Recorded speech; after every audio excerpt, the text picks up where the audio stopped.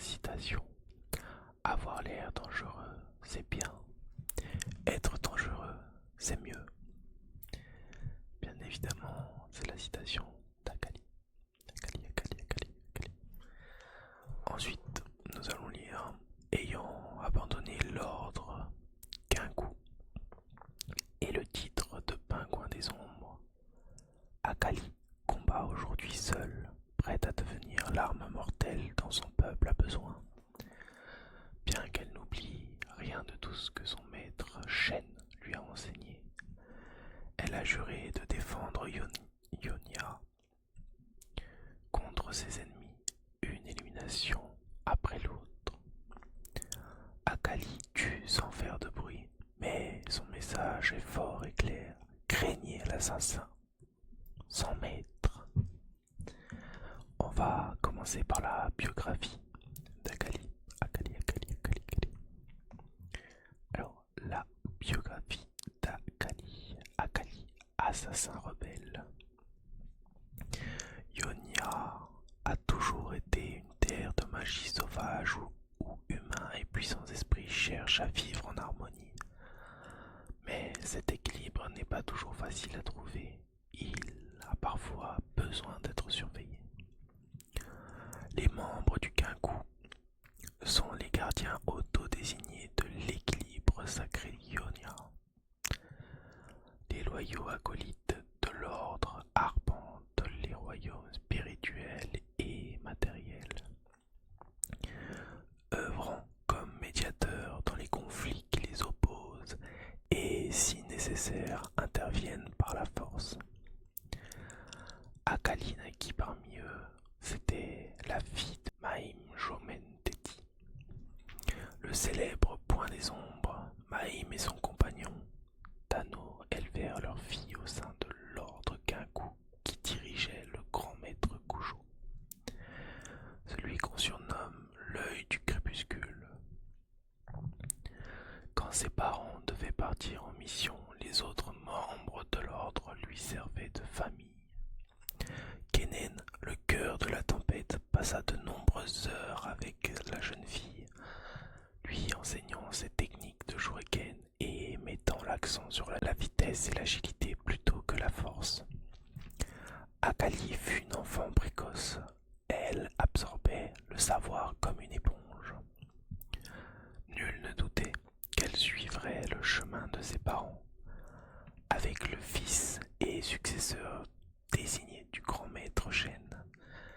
Elle guiderait une nouvelle génération vouée à la préservation et l'équilibre d'Ionia. Hélas, tout équilibre est instable. L'ordre se trouva à son tour divisé. Un acolyte du nom de Zed affronta violemment Kujo dans une tentative sanglante de coup d'état. Akali dut fuir dans les montagnes de l'Est avec Maïm, Shen, Kenen et une poignée d'acolytes. Malheureusement, Tano n'était pas avec eux. Zed avait presque fini de transformer le Kinkou en un mouvement impitoyable, l'ordre de l'ombre. Mais tant que le nouvel œil du crépuscule Shen essaya de reconstruire ce qui avait été perdu, il tenta de revenir aux trois principes fondamentaux du Kinkou: la pure impartialité de l'observation des étoiles, le jugement de la poursuite du soleil et l'élimination du déséquilibre par la taille de l'arbre. Les membres n'étaient plus très nombreux, mais ils formèrent des néophytes pour étoffer leur rang. Quand Akali eut 14 ans, elle commença officiellement l'entraînement Kinkou, déterminée à succéder à sa mère en tant que Point des Ombres.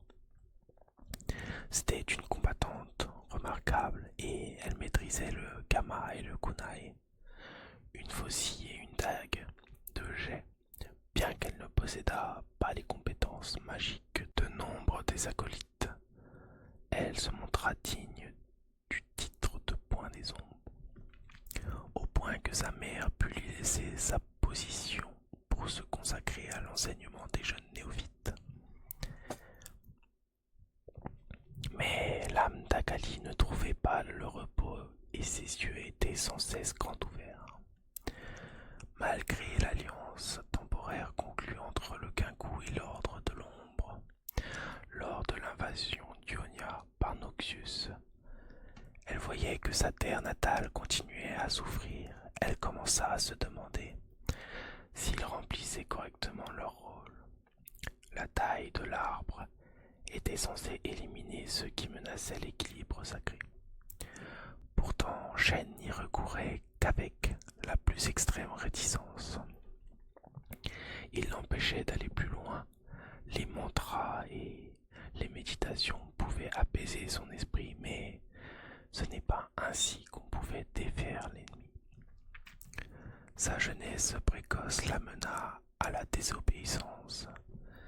Elle se disputa avec Shen, elle le défia et décida qu'elle abattrait les ennemis d'Ionia à sa manière.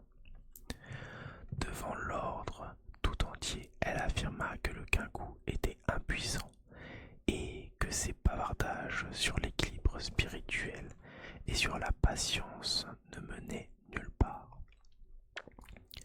Les Ioniens étaient en train de mourir dans le monde matériel et c'était ce royaume qu'Akali voulait défendre.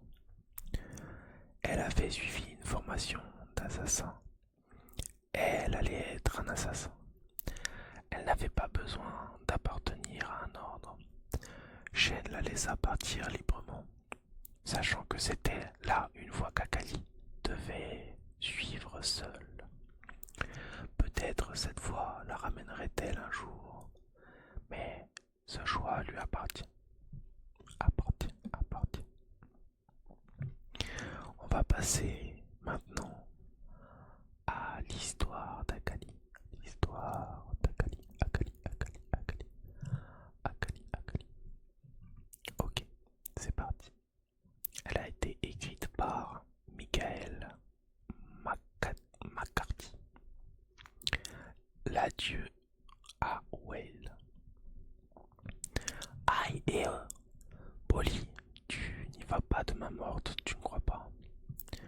Je relève la tête depuis le tapis d'osier sur lequel je suis couché pour regarder droit dans les yeux le Fastaya agenouillé à côté de moi. Je sens un peu de sang me couler sur le dos. Tu ne veux pas faire un peu plus attention? Polly retire son calot et sa mule de son épaule. Ces instruments de tatouage sont fabriqués avec un ossement de serpent. Certains préfèrent utiliser d'autres animaux ou du métal, mais les autres serpents sont juste assez évidés pour offrir à l'encre cette ligne fine et recherchent dans leur travail les maîtres comme Polly. Un petit peu de mon sang goûte de la mule et tombe sur son dos. Le tatoueur sourit, l'essuie avec un vieux tissu et secoue la tête. Puis il relève les mains et hausse les épaules comme pour me demander « Tu veux que j'arrête ?» Il ne prononce aucun mot. Les soldats noxiens lui ont coupé la langue avant que je ne prenne mes habitudes ici. Mais je le connais assez pour lire ses attitudes. Son travail mérite largement un peu d'inconfort. Et le sang, ça ne me dérange pas. Un peu de sang qui coule, et encore moins si ce n'est pas le mien. Nettoie juste un peu, d'accord? Je ne pense pas qu'on ait beaucoup de temps. Polly tapote la mule avec le calot et ajoute de l'encre. Il a les plus belles encres et riches couleurs qu'il fabrique en écrasant des baies de raisin sauvage et des pétales enchantés qu'on ne trouve que sur la surface sud des falaises de Flongo. C'est un maître et je suis honoré d'être sa toile. J'ai commencé à venir à Whale peu après avoir cessé d'écouter Shen. Toutes ces années dans l'ordre Quinqu, à pratiquer la retenue. Oh non, Shen avait tort à ce sujet et à mon sujet. La retenue, ça n'a jamais été pour moi. Je me replace sur la natte et je pose mon menton sur mes mains. Je garde les yeux fixés sur la porte qui conduit à la pièce principale de la taverne de Bolly. L'endroit est propre, mais l'air est lourd de culpabilité. La taverne abrite une parade de voleurs, de rôdeurs et de mauvaises décisions.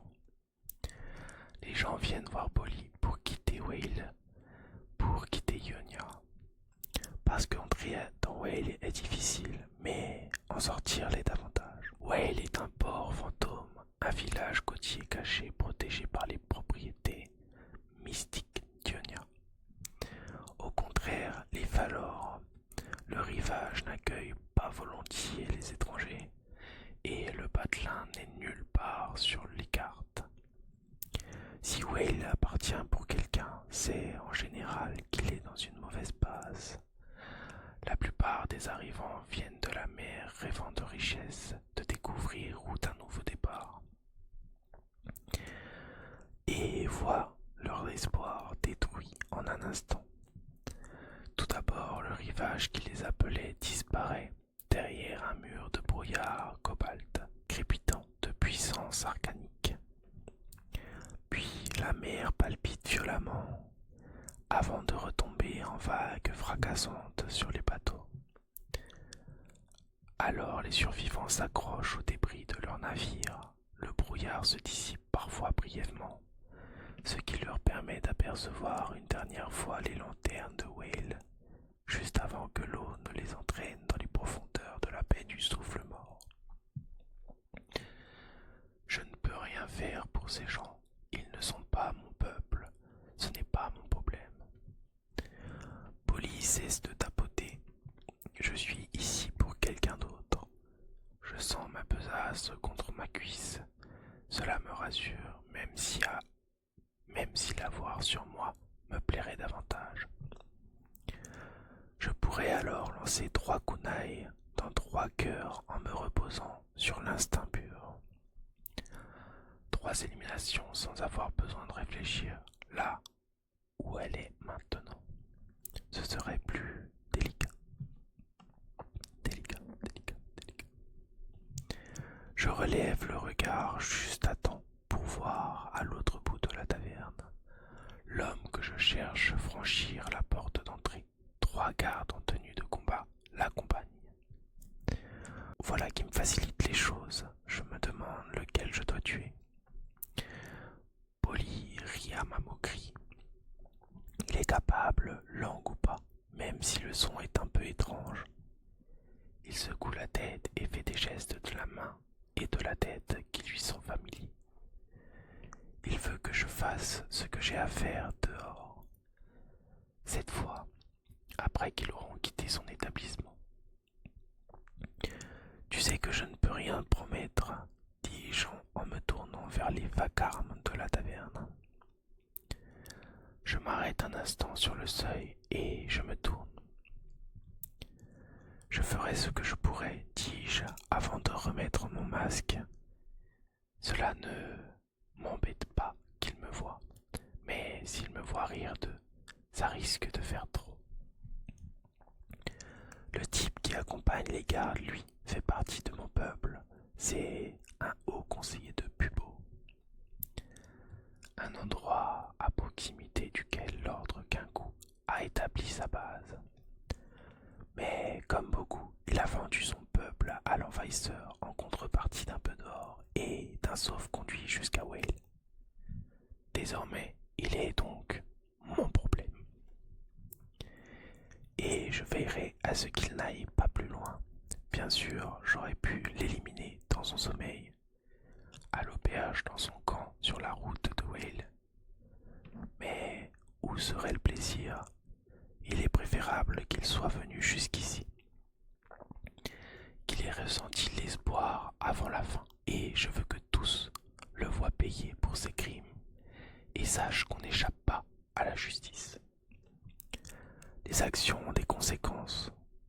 J'approche sans faire de bruit. Les mains du conseiller tremblent tandis qu'il souleva une chope de bière. Ses gardes se lèvent pour le défendre quand il me remarque. Je suis impressionné. C'est un plaisir de voir que les manières ne se perdent pas. corrige avec un sourire qu'ils ne peuvent voir.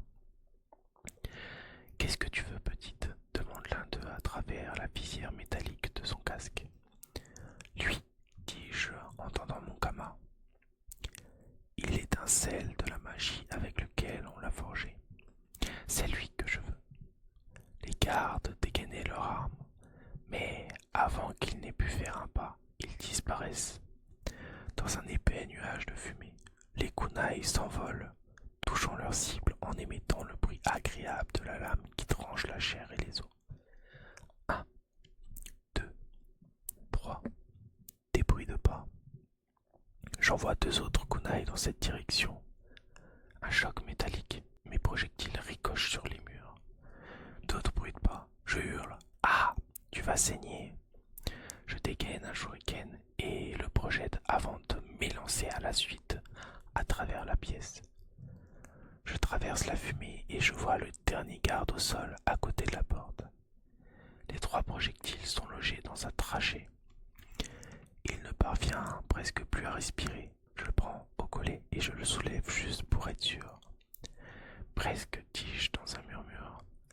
À cet instant, j'entends un gargouillis derrière moi.